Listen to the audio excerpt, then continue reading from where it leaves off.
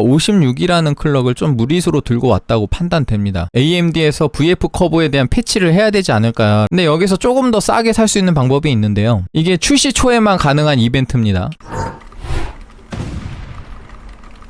안녕하세요, 소울시커입니다. 자, 오늘 영상도 9850X3D에 대한 탐구라고 해야 될까요? 지난 영상에서 이 9850X3D를 장착하고서 9850X3D의 스펙인 56배수에 과연 도달이 가능할까에 대한 영상을 찍어서 올려드렸습니다. 아직 안 보신 분 계시면 그걸 먼저 보고 오시고요. 오늘은 이 9850X3D의 클럭이 실질적인 56배수에 도달하지 않는 상태에서 제가 올린 영상뿐만이 아니라 대형 매체인 K사종 그리고 쿨앤조이 그리고 조드 같은 이런 다른 커뮤니티에서도 부스트된 클럭 현상을 보면은 56배수에 도달하지 못하는 게 보여요. 그렇기 때문에 이 9850X3D 가 과연 이 스펙을 준수하고 있는 게 맞는가라는 부분에 대해서 오늘 좀 집중적으로 탐구를 하려고 합니다. 이 9850X3D의 최대 부스트 클럭이 5.6GHz라고 되어 있는 부분에 보면 앞에 최대라는 게 붙어 있습니다. 최대. 이게 제조사들의 함정 같은 건데 예를 들어 7800X3D 같은 경우도요. 보시면은 최대 5GHz라고 되어 있는데 순정 상태에서 시네벤치를 돌리면은 이 5GHz에 도달하는 제품이 그렇게 많이 없을 겁니다. 근데 왜 7800X3D에서는 별 이야기가 안 됐냐면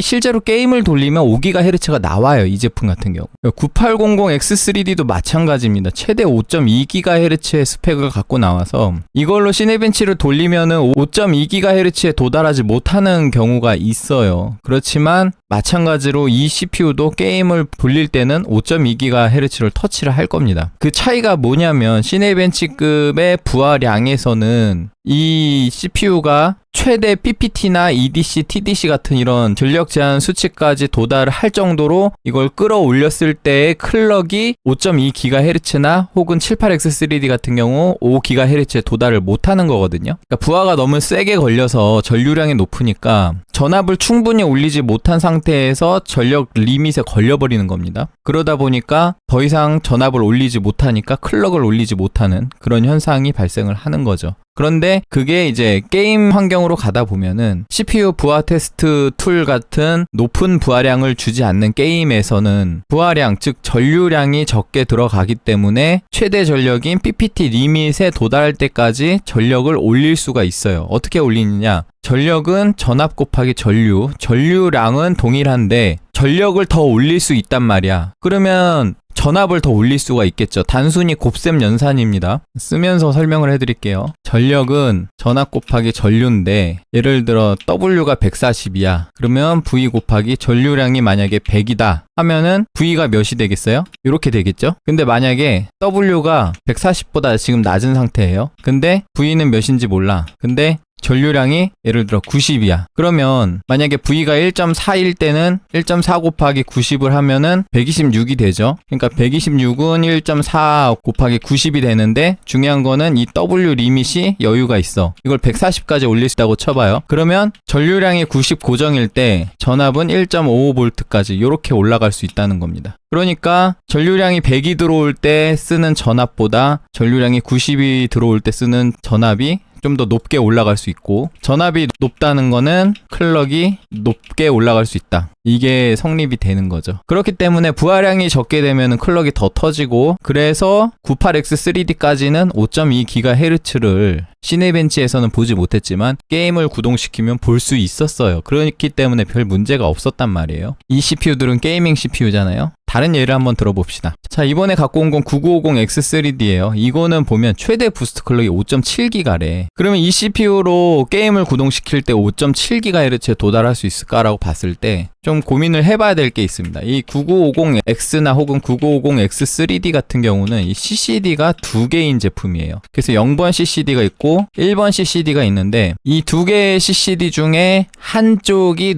5.7GHz까지 도달을 한다는 소리입니다. 다른 하나는 5.7까지 도달을 못해요. 그렇기 때문에 이 두 번째 CCD의 클럭은 조금 낮게 들어가는 편입니다. 경우에 따라서 뭐 5.4, 5.3, 뭐 낮으면 5.2 이렇게 들어갈 거예요. 근데 이 950 980X3D 같은 경우는 이 V캐시 쪽이 더 낮은 클럭의 CCD 쪽에 V캐시가 있습니다. 그렇기 때문에 게임을 구동시킬 때 이 5.7짜리로 돌아가는 게 아니라 더 낮은 클럭이 들어가는 V캐시가 있는 CCD 쪽으로 돌아갈 거예요. 그래서 사실상 최대 클럭이 이 제품들로 게임을 하더라도 이 5.7에 도달하지 못할 가능성이 높습니다. 그때는 사람들이 이거를 다 이해를 하고 있기 때문에 별말 안 했겠죠. 자, 그러면 이제 9850X3D로 넘어옵시다. 9850X3D의 K2사존 벤치를 보신 분들은 아시겠지만 거기서도 클럭이 5.6GHz에 도달하지 못하는 걸 가지고 지적을 하고 있어요. 실질적으로 게임 플레이 할 때 5.4GHz에서 5.5GHz 정도 도달한다. 근데 어쨌든 이 CPU가 9800X3D의 5.2GHz보다 높은 건 사실입니다. 팩트예요. 그래서 이런 클럭 부스트에 이점이 있는 게임들에서는 약간의 성능 향상도 기대할 수 있는 부분이고요. 중요한 거는 이 스펙을 5.4나 5.5가 아니라 5.6으로 잡았다는 거야. 이게 조금 짜치는 부분이거든요. 근데 어쨌든 AMD가 이걸 사기를 치는 건 아닐 겁니다. 다시 한번 언급하지만 여긴 최대라고 적혀 있어요. 최대라는 말은 이 CPU가 어느 순간 5.6이 찍히면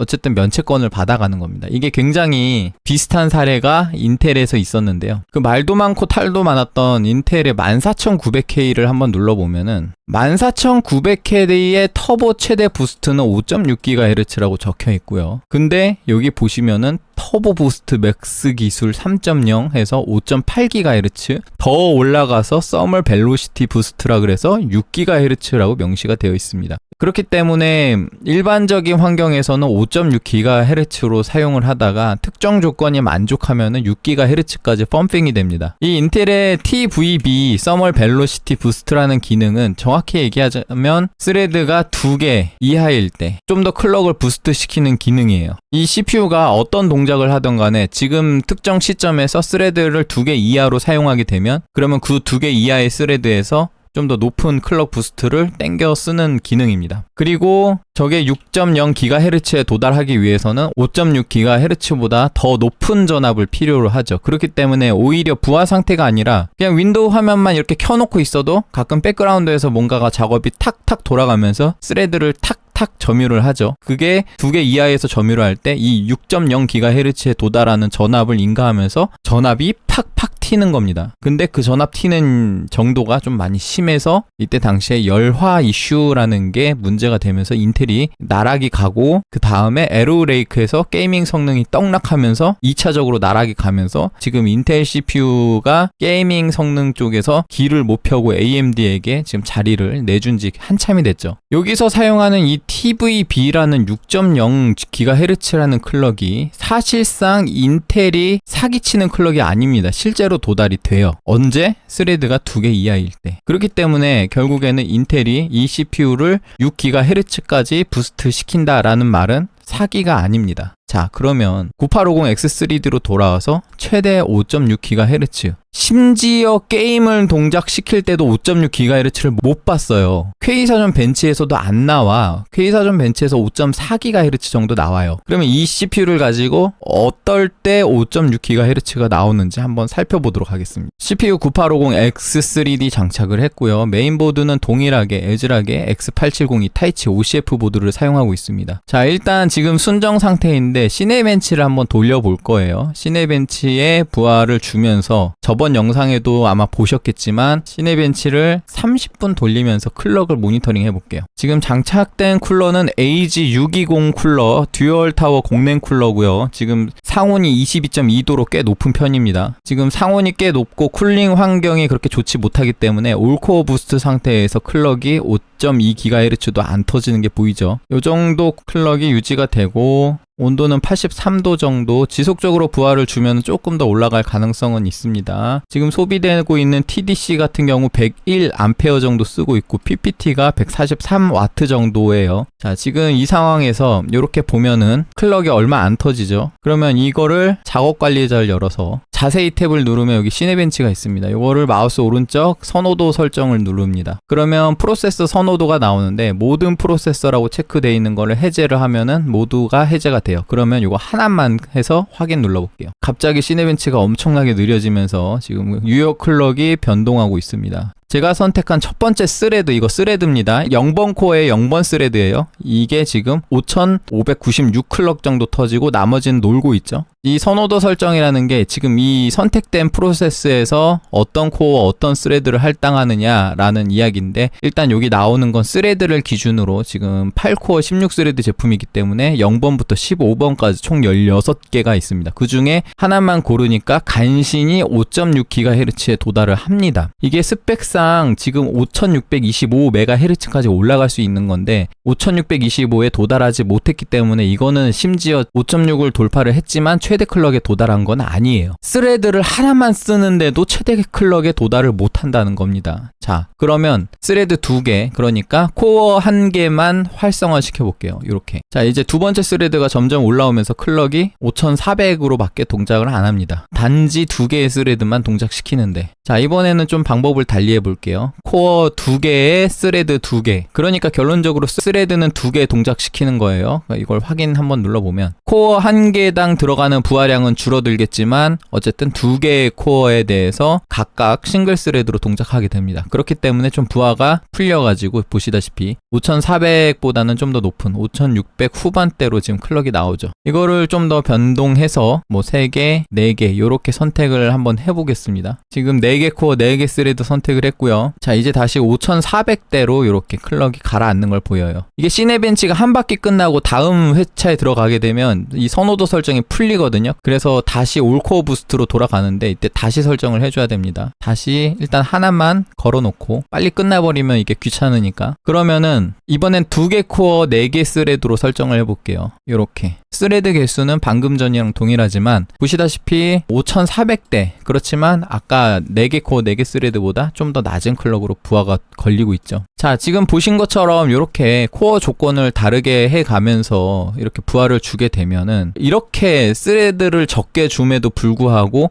클럭이 5.4GHz 밖에 안 나와요. 지금 이게 어디 리밋에 걸렸나 하고 보면은 TDC도 리밋에 안 걸렸고 PPT EDC도 리밋에 걸리지 않았습니다. 요거 보시면 돼요. 리밋 값 제한이 걸렸냐라고 봤을 때 20 몇 프로, 30 몇 프로 요 정도밖에 안 쓰고 있습니다. 그렇기 때문에 열 조절 제한에 걸린 것도 아니고 TDC, PPT, EDC에 걸린 것도 아니에요. 온도도 넉넉하고 지금 모든 것이 everything 아주 약소하게 들어가고 있음에도 불구하고 클럭이 5400밖에 도달하지 못하고 있습니다. 자, 이번에는 원코어 2스레드 이렇게 설정을 해봤어요.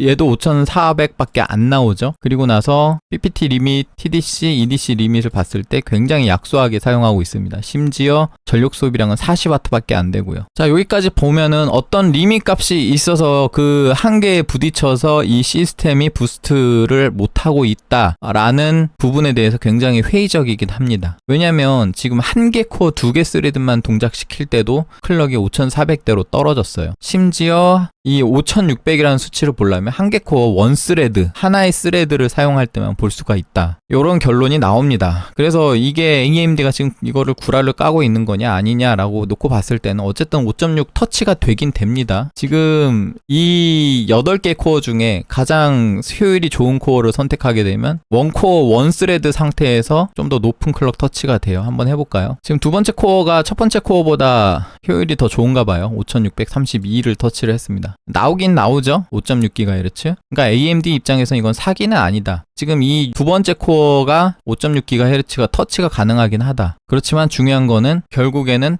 원 코어 원 스레드만 5.6이 터치가 가능할 거면은 야, 이거 뭐 어떤 걸 돌리든 간에 게임같이 시네벤치보다 훨씬 낮은 부하의 툴을 돌릴 때 5.6GHz를 구경을 못하는 게 어느 정도 이해가 가요. 그러다 보니까 지금 이 CPU가 다른 CPU들보다 이제 부스트 클럭이 과연 스펙이 맞냐 안 맞냐라는 점을 놓고 봤을 때 좀 회의적이라는 겁니다. 어쨌든 AMD에서는 어떤 클럭 수율 제한 수치를 최대한 준수하려고 노력하는 모습이 보였지만 지금 제 CPU의 이전 테스트 결과를 보면은 5.6GHz의 수동 오버클럭으로도 도달이 안 돼요. 5.5까지만 가능합니다. 그래서 사실 이 클럭 수율이 그래도 이전에 출시됐던 X CPU들 수율에서 클럭 수율이 5300에서 5400 정도 사이에서 뭔가 넘을 수 없는 강이 있는 것처럼 안 올라갔던 증상이 있었던 반면에 그 증상이 나오지 않은 제품들로 선별해서 만들었다라는 느낌은 나요. 클럭이 잘 들어가는 거를 뽑아서 이 CPU로 만들었다는 느낌은 분명하게 납니다. 근데 중요한 거는 이 클럭을 쓸 수가 있느냐라고 봤을 때 약간 회의적이라는 거죠. 자, 그러면 지금부터 이제 조금 더 디테일하게 들어가 볼 겁니다. 왜 지금 이 CPU가 PPT, EDC, TDC 리밋, 거기다 온도 리밋까지 놓고 봤을 때 어떠한 리밋도 걸리지 않았는데 왜 클럭이 올라가지 않고 원코어 2스레드만 사용하는데 왜 5400까지 클럭이 떨어지냐, 그 부분을 조금 더 학습해 보려고 합니다. 제가 이 영상을 준비를 하면서 여러분들한테 보여주고 싶었던 스크린샷이 있어서 이걸 찾아왔어요. ASUS 바이오스에서 볼 수 있는 건데, ASUS 메인보드의 바이오스에 보면은 코어별로의 SP가 측정이 됩니다. 5.2GHz로 잡혀 있는 거 보니까 98X3D인 것 같고, 0번 코어부터 7번 코어까지 5222MHz를 도달하는데 필요한 전압 값이 요 정도다라고 지금 명시를 하고 있습니다. 자, 5225 정도 도달하는데 대략적으로 1.1V보다 약간 더 높게 필요하다. 근데 그게 코어별로 또 수치가 다르다는 거죠. 이 VF 커브라는 전압 대비 클럭, 그거에 대한 커브 값이 이 CPU에는 존재를 하는데, VF 커브라는 거는 이제 이렇게 곡선으로 그려져 있어요. 그래서 뭐 여기가 V라고 하면은 여기가 클럭 F, 프리퀀시입니다. 그래서 전압을 높이면 높일수록 클럭이 무작정 올라가는 게 아니라 어느 한계선에 도달하게 돼요. 그래서 이 시스템이 사용하는 어떤 전압값이 있을 건데, 그 전압값이 한 여기쯤이라고 하면은, 이게 부하량이 적을 때는 전압이 조금 더 들어가기 때문에 좀 더 높은 클럭에서 터지겠죠. 부하량이 심하면 더 낮은 클럭에서 터질 겁니다. 그러면 이 시스템이 라이트한 부하가 들어갔을 때 5.6GHz를 터치를 할 수 있느냐라는 점에서는 결국 이게 5.6을 넘으면 돼요. 5.6. 시네벤치급 부하가 부하량이 좀 높은 편이 있기 때문에 전압이 떨어져서 뭐 좀 더 낮은 클럭에서 동작을 한다고 치더라도 게이밍 환경에서 여기에 도달하면 된다는 말입니다. 근데 중요한 거는 게이밍 환경에서도 여기를 도달을 못해요. 그러면 방금 테스트한 것처럼 시네벤치를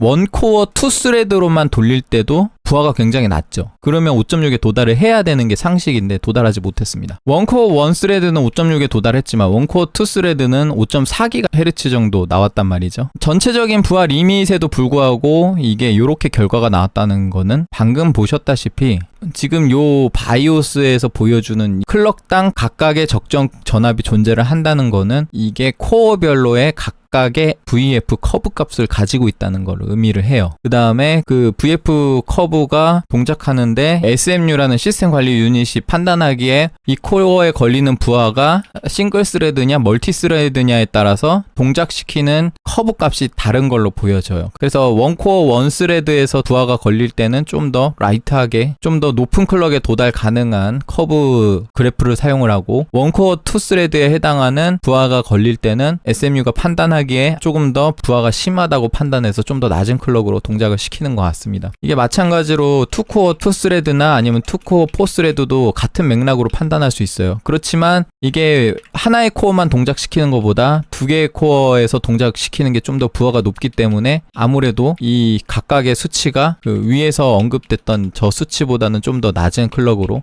돌아갈 수 있는 거겠죠. 이런 식으로. 그렇지만 이제 원코어 2스레드보다 2코어 2스레드가 사실상 코어당 부하가 좀 더 적게 들어가기 때문에 SMU가 판단하기에는 VF 커브 값을 각각 그릴 때 원코어 2스레드보다 좀 더 낮은 부하에서 돌아간다고 판단하고 좀 더 높은 클럭을 부스트 시키는 것 같습니다. 물론 이것도 2코어 4스레드로 가게 되면 이게 좀 더 부하가 심하게 걸리는 거죠. 이렇게 개인적으로 봤을 때는 이 CPU가 조금 더 부스트를 시킬 수 있는 여력이 있다고 판단을 하고 있긴 합니다. 왜냐면 저는 이미 커브 옵티마이저든 수동 오버클럭이든 다 해봤잖아요. 근데 한 가지 아쉬운 거는 이 시스템이 좀 보수적인 VF 커브를 보유하고 있다는 점이 좀 많이 아쉬워요. 일단 제가 판단하기로는 9850X3D의 여러 가지 수율에 대한 정보가 필요하겠지만 비슷한 작업을 하신 분이 일단 있습니다. 쿨엔조이 오버클럭 게시판에 가면은 이미 이걸 가지고 수율 뽑기를 하신 분이 계세요. K사전에도 글이 올라와 있으니까 K사전에서 보셔도 되는데 이 녹화 프로그램을 틀고 K사전에 들어가면은 화면이 잠겨버립니다. 왜 그런지 모르겠어요. K사전 운영자분이 혹시 이거 보시면은 그거 고쳐주지 않으시면 저는 K사전 자료를 레퍼런스 하기가 쉽지가 않아요. 어쨌든 이분이 예로부터 뽑기를 굉장히 많이 돈을 써가시면서 하시는 분인데 보통 오버클럭에서는 고수율 제품이 굉장히 중요하기 때문에 고수율 제품을 확보하기 위해서 돈을 많이 쓰는 분들이 계십니다. 그래서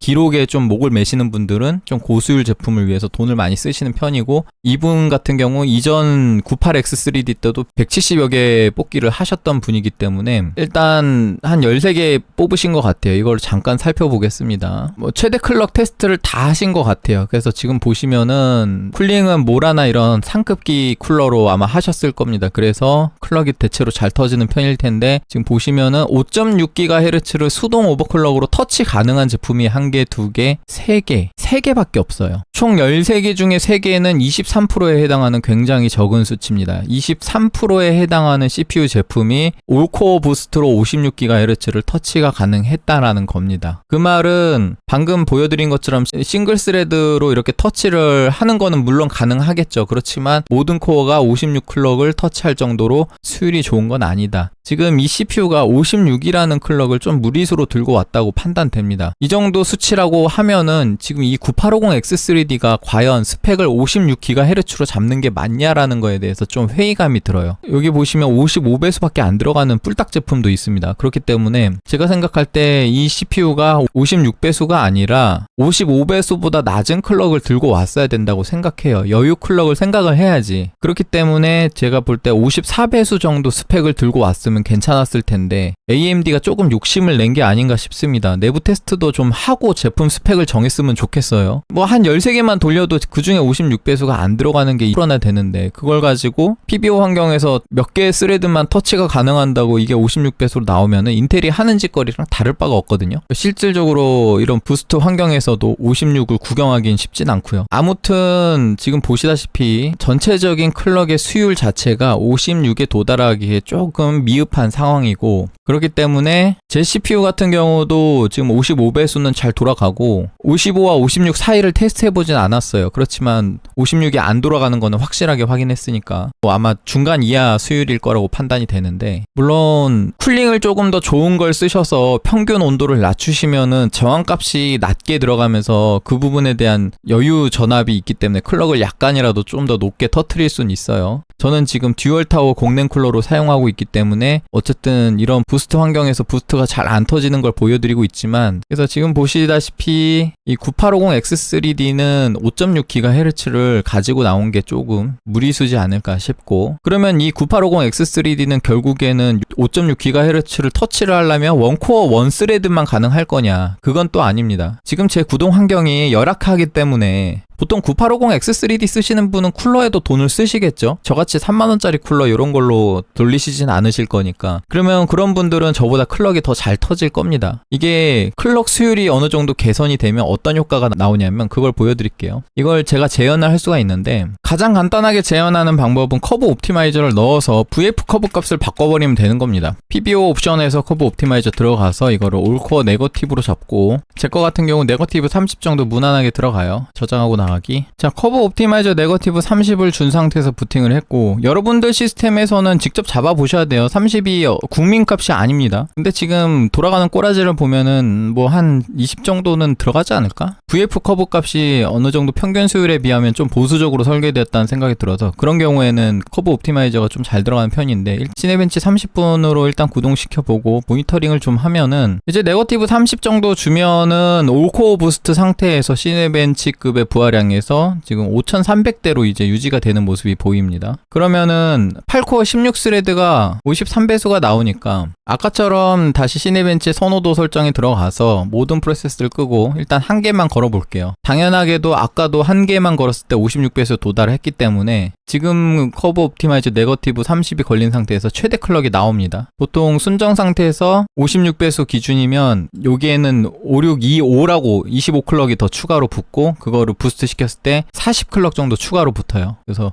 이 정도 나온다 보시면 되고, 그 다음에 2코어 2스레드로 놓고 보면은 아까는 이게 56배수가 안 나왔죠. 근데 지금 보시면은 2코어 2스레드도 56배수가 나옵니다. 그러면 1코어 2스레드는 어떨까요? 1코어 2스레드도 간당간당하지만 56배수가 이렇게 나오는 모습이 보이고요. 그럼 어느 정도까지 56배수가 나올까라고 보면은 4코어 4스레드를 설정했을 때 56배수가 유지되는 게 보입니다. 약간 떨어져요. 간당간당합니다. 2코어 4스레드는 56에 약간 못 미달한 수치로 유지가 되죠. 그렇기 때문에 지금 결국 스레드 4개를 초과를 하면은 56배수 유지를 못한다는 거예요. 지금 커브 옵티마이저를 네거티브 30까지 땡겨놔도. 이게 맞나 싶어요. 개인적인 생각으로는 AMD에서 VF 커브에 대한 패치를 해야 되지 않을까라는 생각을 합니다. 이런 각 코어에 대해서 부하량이 적을 때 그래도 56배수 터치하는 거를 구경은 시켜줘야지. AMD가 VF 커브를 이렇게 보수적으로 잡게 된 그 배경에는 제가 생각할 때 뿔딱 CPU들이 있어서 그런 것 같아요. 아까 보셨다시피 올코어 부하를 줬을 때 56배수에 도달하지 못하는 CPU들이 있었잖아. 심지어 55배수까지밖에 안 들어가는 CPU도 있었죠. 그런 CPU들에서 이렇게 라이트한 부하를 주더라도 이제 56배수를 터치를 하려고 할 때 어떤 클럭 수율 한계가 이미 있기 때문에 56배수 터치를 잘 못할 거란 말입니다. 그러다 보니까 이 테스트하는 쪽에서 VF 커브를 조정을 어느 정도 잡으려고 하는데 56배수 터치가 자꾸 안 되니까 VF 커브를 굉장히 보수적으로 내리다가 지금 이 꼴이 난 게 아닌가 싶어요. 개인적인 생각으로는 바이오스를 좀 패치를 해서 각 코어별 VF 커브를 좀 상향시켜야 되지 않나 라는 생각을 한번 해보고요. 지금 너무 보수적이라고 생각합니다. 그 다음에 두 번째로 이 9850X3D의 스펙이 56으로 나오면 안 됐다고 봐요. 높게 봐도 55, 보수적으로 54로 나왔어야 된다고 생각합니다. 그래야 이제 잘 만든 CPU라고 얘기가 나오겠지만 이 56이라는 어떤 랜드마크적인 클럭을 도달하려고 뭔가 무리수를 둔 게 아닌가. 어차피 지금 AMD 입장에서는 인텔이 견제도 안 되는데 얘네가 아무리 무리수를 부려봐야 이 9850X3D 제품이 인텔로 치면은 KS 같은 느낌이거든요. 9800X3D를 좀 고수율 모아가지고 고수율 제품을 매니아들을 위해서 이렇게 판매를 하겠다. 그런 느낌입니다. 이런 제품이 나오면 결국 매니아들은 뽑기를 하거든요. 아까 보셨다시피.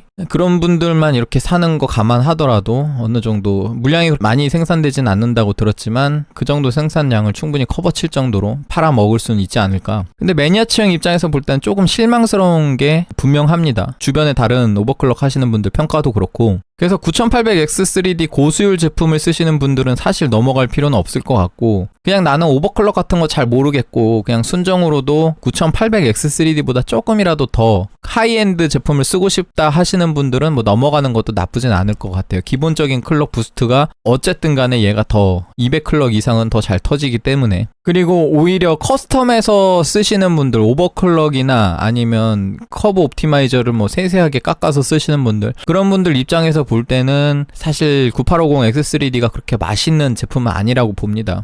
그래서 결국에 가격 차이가 중요할 텐데 다나와에서 보면 9800X3D 멀티팩 제품이 68만 7천원 정도 하고요. 9850X3D 멀티팩 제품이 78만 9천원 정도 하네요. 한 10만원 정도의 값어치를 하냐라고 봤을 때는 개인적으로 차라리 9800X3D가 낫다고 생각하고 다시 한번 언급하지만 이런 최상위 라인업에 대한 선망에 내가 10만원 더 태울 가치가 있다라고 생각하시는 분들만 가시면 될 것 같습니다. 근데 여기서 조금 더 싸게 살 수 있는 방법이 있는데요. 이게 출시 초에만 가능한 이벤트입니다. 중고나라에 들어가서 9850X3D로 이렇게 검색하면은 몇 개 제품들이 나올 건데 왜 이거밖에 없지? 판매 완료 상품 제외를 해제하고 볼게요. 이렇게 나오거든요. 뭐 갑자기 중고 사는 게 당연히 더 싸게 사는 거지 않냐라고 하실 수 있는데 아까 보셨다시피 출시 초에만 이렇게 뽑기를 하세요. 뽑기를. 이분들이 뽑기를 다 하면은 이벤트가 끝나는 거야. 이분들이 뽑기 하면은 그 CPU 어떻게 하겠어요? 장터에 다시 팔거든요. 자금을 회수를 해야 될 거 아니야. 자금을 회수를 해야지 또 삽니다. 이분들은 이제 계속 사가지고 뽑고 테스트하고 또 팔고 그 돈 회수해서 다시 사서 뽑고 테스트해서 또 다시 팔고 이렇게 해야 되기 때문에 결국에는 모두 갖고 있지 않아요. 다시 판매를 하셔야 되는데 이렇게 장터 눌러보면 아까 그분이 이렇게 수율 확인품 팝니다라고 글 쓴 게 있죠. 지금 보니까 판매 완료가 다 됐는데 아마 이분들 더 사실 것 같아.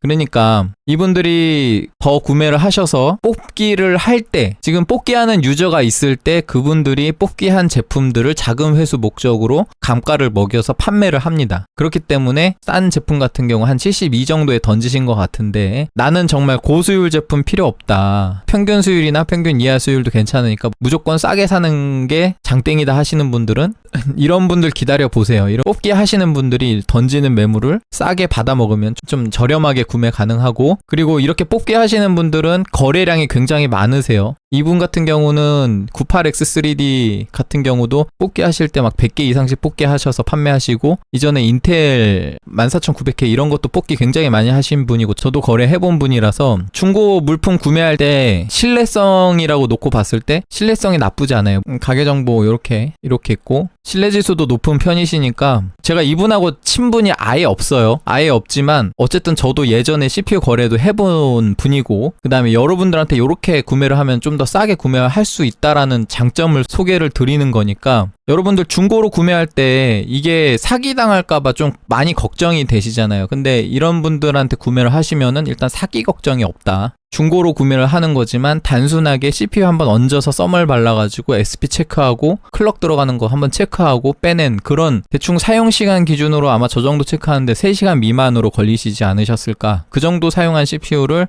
충분히 감가 빠진 가격으로 구매를 할 수 있다는 장점이 있습니다. 그리고 좀 수율 좋은 거를 좀 비싸게 팔기도 하시는데, 그런 제품 필요하시면은 뭐 연락해가지고 혹시 수율 괜찮은 거 있으면 연락 달라 하시면 또 뽑게 하시다가, 이분들은 하나면 돼요. 1순위 제품만 있으면 되기 때문에 1순위 밑으로 떨어지는 제품들 중에 또 수율 좋은 제품이 있을 수 있단 말이에요. 그런 제품을 조금 웃돈 주고 구하는 방법도 있고, 아마 이미 줄 서 계신 분들도 계실 거야. 좀 친분 있는 분들 중에 1순위 이하로 나온 것 중에 괜찮은 거 있으면 내가 웃돈 주고 사겠다, 이렇게 예약 걸어 놓으신 분들도 있을 거고, 어쨌든 한 72만원 정도 가격을 생각하면은 9800X3D가 지금 68만 7천원 정도 한다고 보면은 가격 차이가 또 그렇게 생각보다 크지 않죠. 그리고 AS 측면에서도 볼 때 지금 출시 초기 때문에 출시일 기준으로 AS 3년을 잡으면 돼요. 그래서 뭐 정품 박스만 잘 가지고 있으면은 영수증 같은 것도 별로 필요가 없습니다. 구매일을 인증할 필요가 없잖아. 출시일 기준으로 3년을 잡으면 되니까. 그래서 지금 출시 초에만 가능한 이벤트예요. 9850X3D 뿐만이 아니라 대부분의 최상급 CPU는 출시 초기에 저렇게 뽑기를 하시는 분이 계십니다. 저도 뽑기를 예전에 많이 해봤고, 근데 뽑기 하다 보면은 굉장히 돈이 많이 들어가요. 그래서 보통은 여유 자금이 있으신 분들이 뽑기를 하고, 그리고 여러 개를 사다 보니까 한두 푼 들어가는 게 아니다 보니까 계속 판매를 해야 됩니다. 자금 회수를 해야 돼요. 그러다 보니까 저는 중고장터 판매나 이런 것도 굉장히 많이 하시는 편이고, 오버클럭에 굉장히 욕심이 있는 경우가 아니라면 그런 분들 제품을 좀 싸게 구매해서 활용할 수 있는 장점이 있습니다. 그런 부분에 대해서 이제 좀 싸게 구매할 수 있는 포인트까지 오늘 이렇게 소개해 드리면서 도움이 좀 되셨다면 구독과 좋아요 부탁드리고 여기까지 하겠습니다. 시청해 주셔서 감사합니다. 구독과 좋아요 눌러주세요. 어느 영상마다 난 기다리는데